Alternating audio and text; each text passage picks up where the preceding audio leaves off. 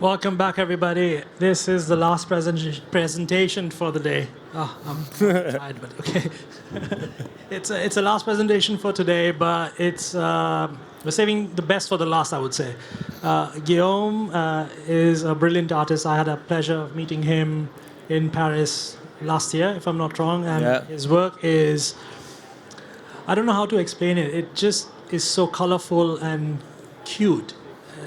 It's toon rendered. It's just, you look at it and you're like, I want that piece in my bedroom. I want that artwork printed. I want to place it somewhere. It's, if you haven't seen his work, please check it out. Guillaume Kurkdjian, correct? Yeah, Kurkdjian. I don't know. Kurkdjian. Okay. On Instagram, he uses Cinema 4D and is going to talk about his creative workflow process and how he gets inspired by reality and how he creates the stuff that he sees into the artwork that he's going to show today. You can also scan the QR code to download the assets of various artists and play along. And I'll let Guillaume take over and give the presentation. Thank you, Karen. Okay. Here we go. So, hi everyone. Thank you for coming today. So I'm going to talk a bit about. Oh, there is just a technical problem. I'm supposed to have my notes on my screen. Karen, maybe? Yeah. I'm going to use this. I think it's only with mirroring it. I don't know if you can extend it. Ah, that's interesting. Okay. So I'll have to remember then. Okay, so anyway, I'm going to tell you a bit about illustration and animation and how did I get there and the creative process behind it. So I'm a French illustrator from Paris. I've been always freelancing my whole life for more than 10 years now. And my main focus has been the architecture from the beginning, like building and stuff like that. So I work on usually it's like little colorful loops with little characters and curious vehicles.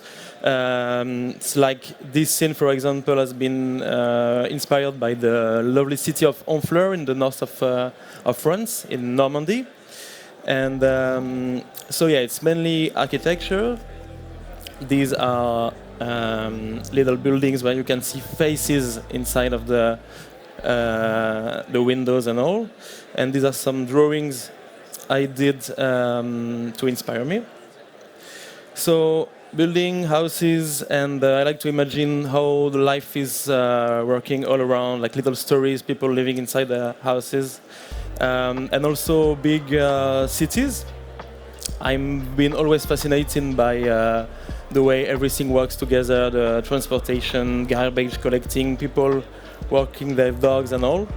And also small villages, like this one inspired by the little villages in the south of France. And I like to make it dance like this. But it can be also big metropolis. Like this one I did, actually this one was the biggest work I've ever made in Cinema 4D. It took me almost 1 month to complete. And it was actually for a puzzle, an actual physical puzzle I did. So I like to imagine little stories on every corner, like you know this game, these books, Where's Waldo? I had when I was a child. And where your illustration become a game in itself.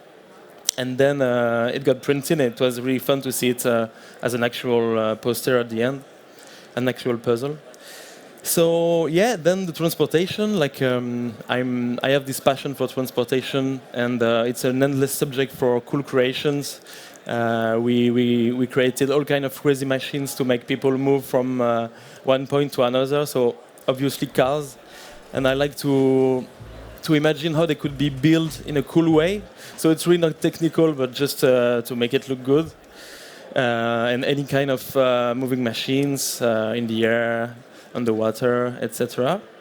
Or it can be also imaginary ones, like just you go crazy in your head, and that's the beauty of 3D. You can imagine anything that you want, and there is no physical reality, but it's living in the screen. So how did I learn?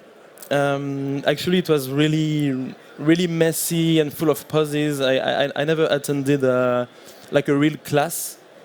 I learned text on the internet from YouTube tutorials here and there, and that's why I don't have an academic process, and I probably lost a lot of time in my process. I know it's not the best, but maybe it's also where my style comes from, and yeah, it's as long as you the most important is to find the motivation and to reach the destination that you want to go, but the technique in itself is not necessarily that important, and I don't have really technical huge basis, but it's working within my world, so I'm happy enough with it. And for example, one big struggle of all time, and it's the case for a lot of designer, is character design. And for me, it was like this big wall I couldn't reach. I tried many times to learn how to properly rig a character and all, but I just realized it was a bit too much for me. So I developed my own really scrappy technique. I mean, for someone who is an expert at character design and rigging, it must be really annoying to see. But these days, for some projects, I'm just using simple benders, modifiers on the limbs, on the fingers, on the body. So these are some examples in the Cinema 4D viewport. And it's the same for all the other elements. Like here, for example, you have the smoke of the motor scooter. It's really not clean. It's just some smalls in an emitter, in a metaball. So nothing physical. I'm not using any complex plugin or anything, but it's working for the style I want to reach. And here you can see the smoke. It's just a little detail, but it's changing everything to the scene. So then, how did I get there? I will tell you a bit about my journey into illustration. So in around 2013, I started with a cracked version of 3ds Max at the time, because my brother was working on this, and I was recreating the furniture in my bedroom. So there was no real spirit. It was just basic illustration at the time. But then I continued. I felt something was going on, so I started to dedicate more time. So this is 2009. Wow, it's really, really old. So I started to add characters and strange little things, but I felt something was starting to happen. So I decided to continue. But for me, it was really just a hobby at the time. So in this is 2014, I guess. I did this illustration animation. So it's really basic, but I guess everything was here already at the time.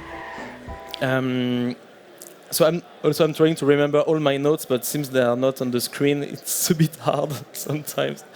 Then in 2015, I guess, I went away from 3D for a moment and started this project called Bisous les copains.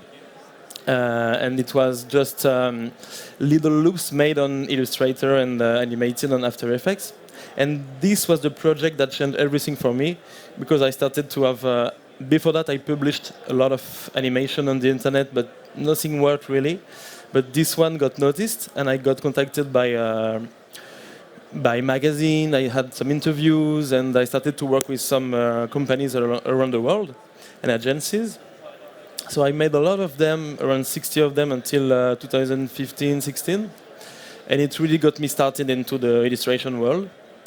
But then I decided to go back to 3D, to go further in style, and to be able to have more complex animation. And I started with this really simple vehicle animation, but it worked very well on the internet, so I felt something was going on, so I continued. And at this moment I started to create a series, because series is just it's a really cool way to apply your skill and to find the motivation to go on. So I started this series with like famous objects from the 90s, from when I grew up, and it got noticed also on the internet, and I guess it's an advice from me, because the series are easy to do. Like, you find a theme and you go on it, and it will engage the audience. It will make people want to see what will be the next one. So with this one, I did maybe 20 little loops like this, and I felt I started to have this maybe a bit tactile kind of style that I was happy with. So from there, I had settled my basic style, so I started to work on more furnished scenes with little characters and stuff like that. So that was 2000, I mixed the dates, but it was 2015, something like this. And then I was like, okay, I have something and I can continue. And these were incredibly exciting times. I got to work with a lot of big companies and ad agencies from all over the world. This was for a campaign for Lyft, like this Uber competitor in the US. And we worked a lot together for a long time. So then, what now? I've been really lucky to work in this industry for 10 years now, and it's been really exciting, and I felt really so lucky. But after 10 years of good work, I want to feel this real excitement again of the beginning of when I was starting 3D. So I was thinking of doing more emotional things, like this really emotional cat right there. And I guess the way to keep the motivation going is to explore new fields. So I like to go a bit away from what I'm doing usually and trying to explore new environment, like this underwater scene and things like that. And also one point here about the workflow. I guess it's always important to question your very workflow, because for a long time I've been working on. When I started, I've been working on 3ds Max, and but I quickly realized that Cinema 4D was out there, and I had to change my whole workflow. And I know it's a pain to start over from the beginning, but for me it changed really everything to discover that there was a tool that existed and that was really better for what I was doing. And that's the same for Redshift that I started to use recently. Redshift, thanks to people at Maxon, and it's really more intuitive than what I was using before. And yeah, sometimes you think your tool are the good one to use, but actually there is something really better that is out there. So it's always good to question your workflow.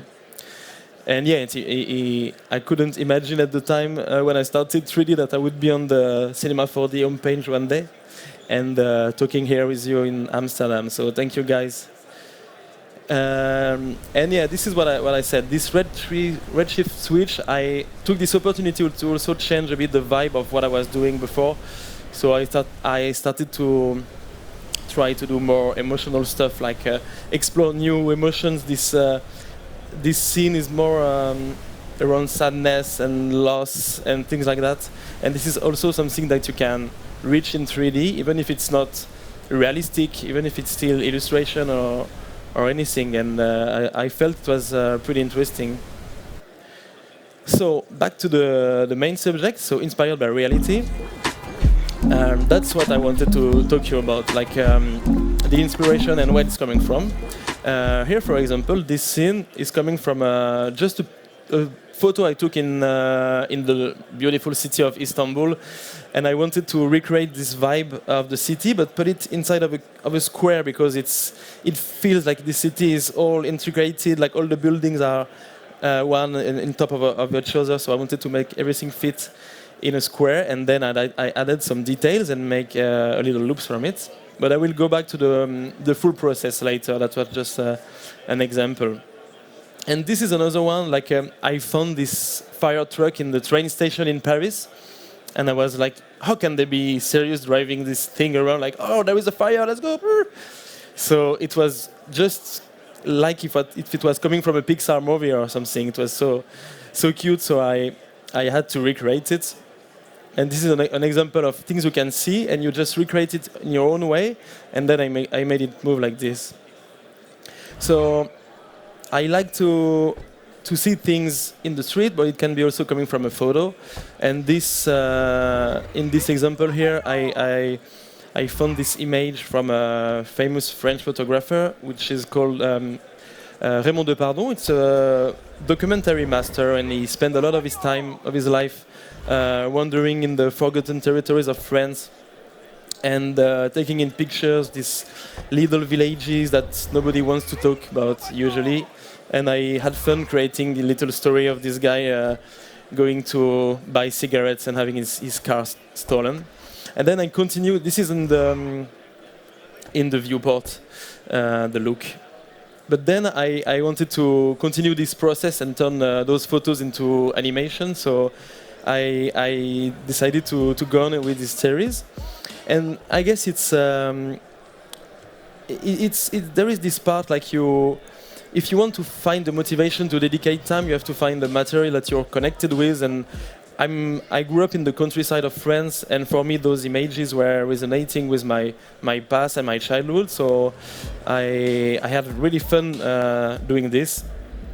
And there is this emotional part that is a bit hard to explain, but there is also a more concrete part to the process of creating a style. And this I can tell you a bit more concretely about this. For example, here, the idea is to create rules and then to stick to them. Here, for example, the greenery is not absolutely not the same. It doesn't look the same as it is in real life, but you will keep the shape and the colors, and you will make people believe that it's actually grass and greenery, but it's just blocks of simple 3D shapes, but it's working within my world. And then you have to choose, should I go with faceted mesh or smooth mesh, or what palette of color should I choose, etc. And also the level of details. For example, here the number of tiles on the roof and the size of them is really different from what it is in the reality, but it's working well within my composition. So for the viewer, it's not a problem as long as it's homogeneous with the world you created. And it's the same for the palette of colors. I guess it's always nice to go with a limited palette of colors. It makes your illustration more impacting. And then I had some quirky and funny little details with the dogs driving his car, his baby to the school maybe, or something like that. And yeah, this is really following those rules that you apply to yourself is really it will bring the unity to your work, and it's really satisfying at the end. So this is another example with a Turkish car that I love, the good old Tofaş. The idea is always to simplify and stylize the reality, since you don't have to go in details. It depends on the level of the scale of the objects in your composition, but this one was for a detail in a big city. So I let go all of the details on the hood, on the doors. I just putting, because the mind doesn't need all those details necessarily. And then you will add some style by changing the proportion, like this classic Pixar style, the high roof and the small wheels, things like that. And then there is also the sense of scale in the composition. So this was taken in the harbor of Istanbul as well. And I wanted to recreate this scene, but the containers here were really small compared to this huge crane, and the same for the cable, so I had to make them bigger. But it's not shocking because it's still credible and within your world. And I had this problem on a recent job for N26, like the German online bank. They asked me to recreate French cities at the back of their credit cards. And I had this problem of scale, because they wanted me to represent as well a big iconic landmark and a small bike. So this is for Paris, for example. The Eiffel Tower, the Louvre Pyramid are really smaller than they should be in reality, and the bikes are really bigger, but it's credible within your world, so it's working like this. And the same for Marseille here. There are some really big disproportion, but it's not really strange to the viewer eye, actually. And last part on this section is the reinterpretation. Like this was taken in Armenia, and I didn't remember how the building looked like really, but sometimes you also have to reinterpret what you don't see. And as long as it's working within the world you're creating, nobody is counting the number of bricks or anything, so it will be fine. So now I will tell you a bit about how it's about my creative process by taking this example of an animation I did based on the city of Lucca in Tuscany, where I spent 1 week a few years ago. So I wanted to recreate this vibe of Italy and Tuscany in particular, which is really touching to me. So I went in the streets and I found one spot that was particular to me, which will serve as a base for the illustration. And then there is this really satisfying process where you go around in the streets and you take pictures of all the elements you want to incorporate in your illustration, like the green typical Oni shutters, the shop awnings, the window shapes and everything. Then you will list everything and make a sketch out of it. The laundry on the windows, an old woman watching maybe here, a tree and everything. And here, just for a quick technical aside, I'm working always on a MacBook Pro. This is just what I use, and I'm working obviously on Cinema 4D, and I'm using After Effects for all the color grading, after retiming and all. So first I model the base with just really simple big blocks like this, geometric shapes to set the basis. And then I put my camera. These days I like to work with orthographic camera that are really close to the ground. Then I put the lighting. It's really, what I do is really basic. For someone who is really doing realistic stuff, it must be a bit funny to see, but it's illustration, so it doesn't have to be really complex. So I'm usually using just the sun and maybe an area light to make the shadow a bit softer. And then I will add the details. And by the way, all those steps are really my way of doing it, but there is no proper way. There is always in 3D 1,000 ways to get to what you want, so it's just my way, but it's not the best, or it's just the way that I do it. So then I will sculpt the building and add the details, the windows, detail the trees, add the car here and all. Then I will add the colors, and this is a really important step, the color choice, and it can change until the end of your project. Then I will add more details here, the tiles, the trees, the laundry, and the shop awning and everything. Then I will add the filters either on Photoshop or directly on After Effects, color grading and all. And this is also a really important step that you shouldn't pass. And then I finally add characters. I will show you a live demonstration at the end. I will show you how I do that in more details. And then finally I animate the scene. So it's really basic, but you have the mood. You have the mood of Italy, the old guy, the old woman, the guy reading and all. So now I will show you a bit on actual Cinema 4D. So that was the animation I showed before. This one. So it's just a simple camera, but this one is not orthographic one because I couldn't have these blurry effects and camera bokeh and everything. So for once, I step away from my orthographic camera and choose to go with a classic one. And I created this scene which is really basic, just big ocean. The sky is there. The plane in the foreground are just these ones here. For the trees, it's actually a cloner object within this shape here. Let me put, yeah. So it's really basic with a random object here. And then for the characters, they are made of really simple shapes, and within those shapes I will add, for the monsieur, a little taper object here to make it thinner on the top, and then just a bend modifier to make it move. And I just animate those modifiers, and it's the same for the fingers. Actually, they are all made. The whole hand is made of a main bender, and then each finger has his bending tool on it, and also a taper one. But this one I don't animate. And just from this, since I don't need to make them move around or anything, they don't have any limbs, I just animate those settings, and that's enough for what I want to do. Here is another example I did recently also with Redshift. Oh, it's a bit loud.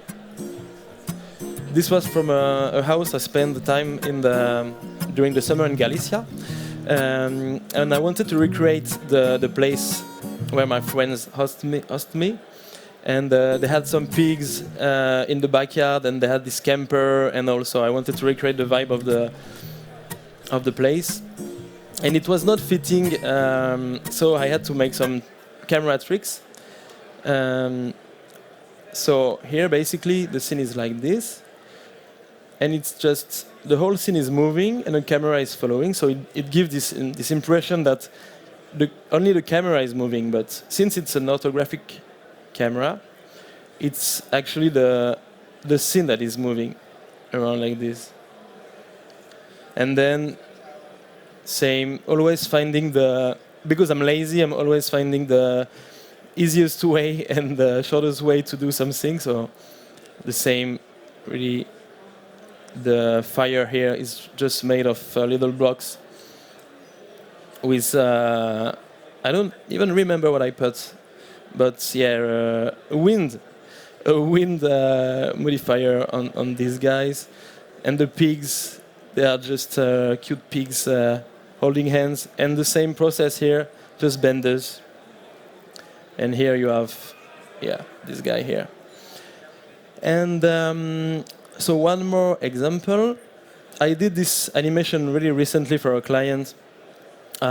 He asked me, he had a brief, and he wanted like this crazy, kind of curious animation of a guy writing down an ID, and then putting this ID into a machine, and then this machine will represent the client work. So I created this imaginary machine like from nowhere. And then the ID is the cube, and it's going into this rocket ship. And it's all really basic and simple, but I thought it was a good example to show you the process. And then it's turning into this planet, and this planet is animating around. And here, for example, I did the transition from the cube becoming the planet. It's working well animating like this, but in reality, it's just really simple process. So here is the scene, and you can see the machine and everything. Cube is going there. And I always find easy way to do things like this. The smoke is just an emitter, and there is some dynamics to the spheres here, so a glider. And then it's going in the air. And here. So it's the same cube, but I put it in a Voronoi object. So it's now divided into multiple objects. And this one, with just a randomizer effector, it will explode. And at the same time, the planet is growing with also some modifiers inside of it. And yeah, it's going like that. So you can see from here, cube going. And the little alien inside also is just a really simple guy. There is no rigging or anything. Yeah. So that's it for the live demo. We'll go back. I have just some more slides for you. just to finish a few thoughts I had along the way, along these 10, 11 years. I think it's important, it has to remain fun for you, because if it's not fun, you start a project and you have big ideas, big motivation, but you don't finish it because you don't have fun doing it. And also if it's boring for you, everybody will see that it's boring, so keep that in mind. And the good thing to do that is to bring some dynamism to your scene. It can be either through the animation, the expression of the characters, but it can be also from the position of an object in a scene. Like this bit boring car can be made really more exciting with some tricks like this, or the camera angle will bring some really more, will convey more personality to your object. And yeah, the idea is always to always experiment. And I know it's a bit hard because you have a full day of work and it's a bit hard to go back to your computer after, but it's a nice thing to stay in the race and to also sell new skills to your clients as well. And can be style experiments, like for example these low polygon style that I never used before, in the shapes, in the texture I was not used to work with. Here a more cartoony look where the shadows are not really shadows but colors in itself. It was really fun to work with. Or it can be a complete new style, like this 2D scene and 2D look, like flat look inside of Cinema 4D. And I just explored and finally found this relaxing little scene of two kind of birds in a boat, and it was away from what I was doing before, because usually it's more dynamic and all, but it felt good to work on something like that. It can be also new palettes of colors, and you will see that changing the colors will really change everything, so more flashy tones or anything that you want. Or it can be a complete new tone or different point of view, like this top camera here, and a really more darker mood, with something a bit convey some anxiety with this character here. Or it can be new camera movement that you're not used to work with. And also, it's always important to learn new stuff, like this dynamics in Cinema 4D. I did this little car with Legos with my nephew, and then I exploded it with the dynamics and passed the clip in reverse, so this has this magical effect that it's creating from nowhere. Or you try the new tool, like when I discovered the Voronoi object in Cinema 4D, I was really excited, so I created those buildings, and I imagined this like these geographic spots. It could be in Amsterdam also, where the same building is evolving through time, from the medieval times to the future. With those, I try to add more detail and texture to this one, and it's actually really easy to do in Cinema 4D. In a few clicks, you can destroy like this an object. And it can be also complete new mediums. I bought a 3D printer, not like the one we have here, but a resin one, because I wanted to be connected to the real world again, and I started to design those little toys, and it's really impressive to see what you have on your screen and then to have it as a physical object after. So it was really cool to do. And then also I did this. It's a bit crazy because it's a bit of an absurd process, because I 3D printed objects and I painted them, and then I did the animation as a stop motion animation that would be really easier to do inside of Cinema 4D, of course, but there won't be this organic and this really tactile touch to it. And also, this is another example, a 3D comic book. I wanted to do this world where the pillows could talk when you're asleep. And finally, this is made also with the tracking inside of Cinema 4D. I realized I didn't know, I never used that before, and I realized it was super easy. You just take your phone and you take a video in the street. This was in Paris, and I imported the video inside of Cinema 4D, and it tracks all the points and recreate the scene in 3D. And I just had to put my little gorilla inside of the scene, and it broadened my horizon like nothing else. So that's it for me. Thank you, guys.